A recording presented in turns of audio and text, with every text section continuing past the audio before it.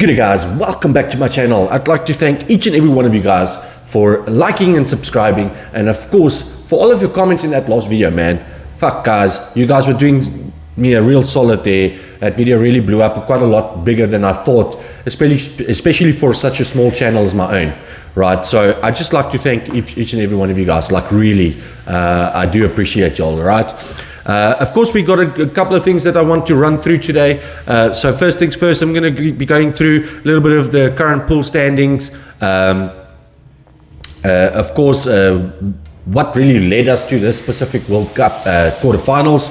We're going to be discussing some of the referees that were selected for the quarterfinals. We're going to be discussing some of the top stats. And then, of course, my current predictions for the quarterfinals, right? Please stick around to see that, right? I'm going to try and put some timestamps on this video.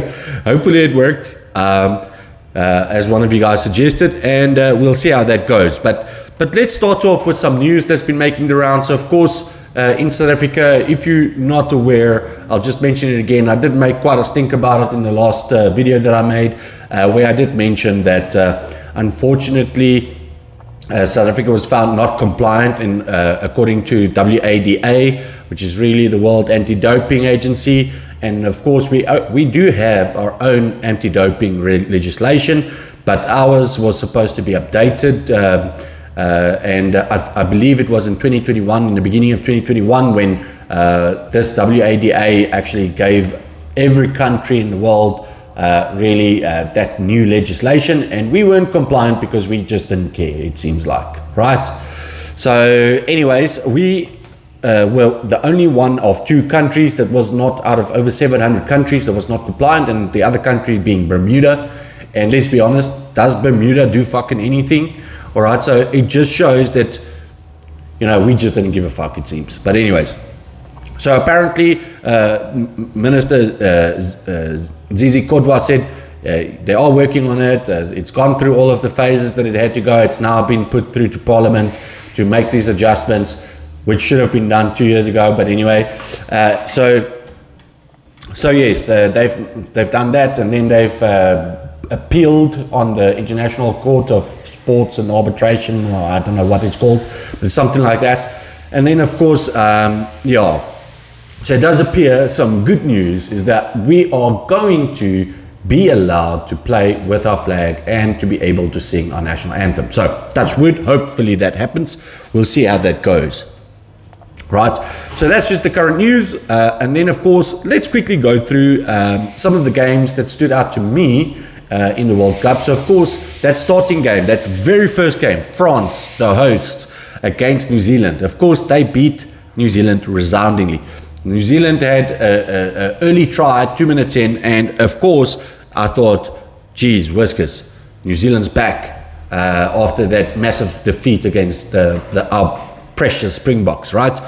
And yeah, they weren't back, man. They weren't back at all. They actually played very poorly. France was comfortably bossing them around that whole game, and yeah, so I think New Zealand's in a wrong space at the moment. Yes, they beat Italy resoundingly. Yes, they beat the other two minnows resoundingly. But let's be honest, you can't really compare yourself versus that. You have to always compare yourself against a tier 1 nation, rugby nation, like the Springboks, like France, like Ireland, like Scotland even. I don't mean to say even as if they are the lesser parts. I'm just saying, right? So then you really know where you're at in terms of your team, right? But Fozzie came out and he was like so flippant confident in some of the games, like, yeah, everybody wants to watch our type of rugby, nobody wants to watch your type of rugby, it's boring. Bro, what the fuck do you know, okay? You took a well-oiled machine and gave them one of the worst losing streaks in history for the New Zealand Kiwis. So if I was him, I'd rather stay out of the fucking news, because I'm pretty sure the New Zealand people cannot wait for Razor to take over. But anyway, right, so some of the other games that really stood out for me, look, that last game, what an amazing game. Like, fuck, Portugal, you guys really surprised me, honestly. Okay, well done. Honestly, well done. Okay, you guys really know that the whole world was watching you guys. All right, so yeah, beating Fiji was mental. All right, but even the game that you guys played against Georgia, I was also very surprised because I thought Georgia was going to beat the crap out of y'all, to be honest. So well done. Like, I think they were probably one of the standout teams for me, especially when it came to the minnows, right? One of the most disappointing teams, though, Argentina. Like, really, guys, what the hell happened? I gave them a lot more respect than they deserved, I think, because they really disappointed me in most of that games. I mean, they should have beaten England resoundingly. England lost against Fiji in that warm-up games, and they looked like they were nowhere. And, I mean, Fiji was playing against 14 men the whole bloody game. And, you know, I think it was not Fiji, I mean, Argentina played against 14 men in that whole England game. And, yeah, that was just very disappointing, man. It's like they didn't know what to do with it. It was just too much ball that they could have. But they were coughing it up. And, yes, no, they were just like poor. Of course, South Africa versus Ireland, that was quite a big game. The right team won on the day, I think, because we made some poor choices, right? We always say make good choices, right? So, but we were making some poor choices. We took a 7-1 split and we went for the posts. Really? It doesn't make sense to me. But anyway, a lot of people would be blaming Ben O'Keefe because of that last call. And yes, probably that was a shit call, right? Yes, it was a shit call. But I don't think we should have been ever in that position because we had so much of other opportunities that we can claim. And yes, the Irish fans, go on in the comments. I know y'all going to be like, we also had a lot of opportunities. Honestly, some of your comments was like ridiculous. Like, yeah, we also kick for corner. Bro, okay, it's not the same. We kick at posts on positions when we suited have, okay? But anyway, and we also kick for corner plenty of times, but there was opportunities when we could kick for corner and actually be at that 5-meter line. So, but anyway, I'm not going to hop on that. I do believe that we should have been able to beat them, but due to some poor decisions, of course, we did not, and sometimes you will make poor decisions on the game. So Ireland was just a better team that day. And then, of course, South Africa versus Tonga, man. I don't think that 49-18 really tells the real story because, man, Tonga was a tough team, eh? It was a tough, hard as nails. I think there were some sore bodies after that game. And all respect go to Tonga, right? Probably one of my favorite Tier 2 nations when it comes to rugby, like really, for sure. Some of the other games, like, to be honest, I think some of the most disappointing teams, Argentina, as I mentioned, and then of course Australia. But deep down in my heart, I'm actually happy about it because I believe that Australia plays a lot of dirty games. And I mean, they got Nick White, for instance, that of course has a broken jaw still from that slap from Faf de Klerk. But anyways, so yeah, and then of course Corabetti, and then of course they got that smack talking fucking coach that takes every team that is well-oiled, plays a little bit on their strengths, and then makes them a shit team. So, Eddie Jones. Anyway, so that was that, right? Some top stats. Okay, so of course, the top 5 teams in terms of points, tries, conversions, New Zealand and France and Ireland and, you know, those 3 guys, right? So, like, New Zealand and France, I wouldn't be too proud of my fucking where I was because let's be honest, you all played 3 very crap teams in your pool. So you guys were the only 2 like really good teams. And of course, in our pool, Pool B, we had 3 of the top 5 countries in the world, which was a bit more of a tougher game. And then of course the Pool C and Pool D were pretty evenly matched on their better teams, I would say. So yeah, I wouldn't get too excited about that specific top stats in itself. But most red cards, Namibia, guys, a little bit of discipline there required. But anyways, and Romania, 5 yellow cards in the World Cup. Imagine, these guys are crazy. Of course, some of the best players, Thomas Ramos, most points scored, and then of course Damien Penaud, most tries, 6. So hopefully he does not get the opportunity to break that world record. I think it was 8, and of course the reason why I say that is because we play them next, and I don't want him to be able to score 2 tries against us, and of course I want us to win. So yeah. And then Thomas Ramos, most conversions, 19. Pandiaki, 61 runs. So yeah, some of these guys really played well. A lot of people obviously very excited about Pandiaki's gameplay. I think actually there's some players in that team that plays better than he does. But anyways, that's just my opinion. Of course, we 40 games into the World Cup, and yeah, so now we got the last 8 coming. So I'm very excited. Let's have a look at some of the refs. Quarterfinal 1, Jakub Paper.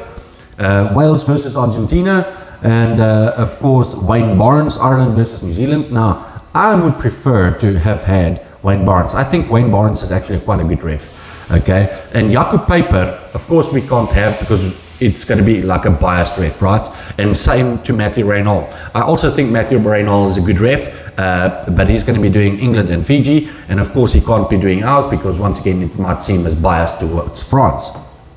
So that means that we get Ben O'Keefe, and let's be honest, I'm just happy that it's not Nick Berry or Andrew Brace. Okay, so not a bad. It could have been worse, guys. I know he did officiate that Ireland versus South Africa game where he made that very controversial call in the last minute, but still, he's generally not the worst ref, right? So I mean, it could have been Andrew Brace, Andrew Brace. Something like that. Anyway, so, and that guy is, to me, not a good ref. Makes some very questionable calls and stuff like that. But anyways, so current pool standings, of course, you guys know, because of course we saw the quarterfinal games, and that leads me to my predictions. Okay, so my predictions would be Wales versus Argentina. Argentina has been very disappointing and underwhelming, and I would therefore go for Wales. I would give them that because they're guys that didn't play against us in that warm-up games is now back in the team, and of course they got Warren Gatland, which really knows and understands how to play knockout rugby. So I would give it to Wales. The next one, the one for Ireland versus New Zealand, not so much controversial, but maybe in the southern hemisphere, I'm going Ireland. I think Ireland's going to win that game. Ireland seems to have everybody's number at the moment, and they're on top form. And to be honest, I don't believe in the whole quarterfinal stigma cup that people seem to equate Ireland to. So because it's a new team, new coaching staff, they've got a winning spirit and habit, so I think they're going to do it. And then of course, quarterfinal 3, England, Fiji. Now that's a difficult call, right? England actually, as they progressed to the World Cup, actually got better, and Fiji seemed to have gotten worse. Though England did have a very poor game in that last game. So I would go England. England seems a lot better than what they were, and Fiji seem to be tapering off. So I know some people might say controversial because Fiji beat England in the warm-up games, but I think it's going to be England. All right, and then that quarterfinal for France versus South Africa. Of course, everybody knows that I've got South Africa versus Ireland in the final. So that means that South Africa is unfortunately going to have France stay at home after this quarterfinal and watch the games from there, from their television. So yeah, I think South Africa is going to take that. And for anybody that wants to come into the comments and be like, yeah, how can you say that? Look, it's a difficult call, okay? France is a good team. They rank well, they play well. They've got Damien Penaud. They've got Dupont back that's going to be allowed to play in this quarterfinal. They've got Thomas Ramos. They've got good players, right? But at the end of the day, South Africa is also made for quarterfinals and for semifinals. They know how to play knockout rugby as well. And of course, we've got at the helm one of the most genius rugby statisticians. Is that the word? Anyways, we've got one of the best guys to know statistics and to, in terms of planning in Rassie Erasmus and his confidant, Ninaber. Of course, everybody knows I do get sometimes a little bit critical of Ninaber, but as a general rule, when it comes to World Cup knockout games, these guys, they got the mindset for it, right? So, and of course, I am a Springbok supporter. I'm a South African, and of course I'm going to be supporting my boys. And if any of you think that we're being a little bit of a Nancy crybaby, all that type of nonsense that you'll sometimes get up to in the comment sections of videos, you know, when you try and call out all SAFAs for being the same, and I don't understand why, because we're a rainbow nation, we're not all the same, we all have different thoughts and opinions. And of course, I generally don't call out the ref ever in any of my videos, so I generally get critical about our own management and our own team selections and our own decision making, because I think we need to be able to manage the ref as much as the ref manages us, right? So yes, I don't think all South Africans are the same, and bugger you for thinking so and making those type of comments. Of course, you're also going to wake up in the morning supporting your boys, because that's what a fan does, right? That's what a supporter does. So that's what we're going to do. We're going to continue to support our boys, I do believe that we should be able to take France and topple them in France. So yeah, that is my video for today, guys. I would like to thank each and every one of you guys for sticking around, and I hope you guys will once again comment in the comment section, make it exciting, let's have a chat, and then of course I will be making another video reacting to the actual team that's been selected. Of course, Rassie and Ninaber is going to be waiting for France to announce their team this time around. They're going to be waiting for that until they announce ours. So I've read somewhere they said it's going to be Friday that we're going to know who the Springboks are actually picking. So I'm looking forward to that, and then we will of course make that video and discuss that as well afterwards. So, but anyways, guys, thank you so much for your time. Have a fantastic day. Be blessed. Take care of yourselves. Take care of your loved ones, and let's really enjoy this rugby game that's coming up for us, and of course the rest of the quarterfinals as well. I'm going to be watching that Ireland-New Zealand game very closely. And of course I'll be watching the others as well, but specifically that Ireland-New Zealand game, okay? And then, yeah, I'll speak to you guys later. Have a fantastic day. Be blessed. Ciao.